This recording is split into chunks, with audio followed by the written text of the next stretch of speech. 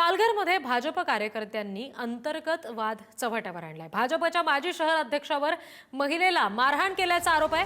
वैशाली चव्हाण आणि अशोक अंबुरे यांच्यामध्ये हाणामारी झाली आहे। शाब्दिक वादाचं थेट भांडणात रूपांतर झालं। दोन्ही गटाकडून परस्पर विरोधात तक्रार सुद्धा दाखल झाली आहे।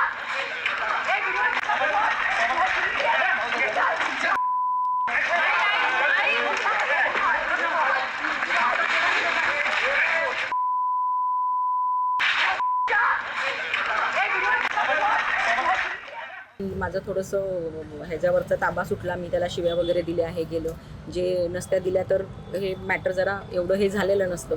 आणि माझी ऑलवेज सवय आहे लाईव्ह जायची, हे ते मी लाईव्ह गेले त्याचा त्यांना जास्त वाईट वाटलेलं आहे त्या गोष्टीचं।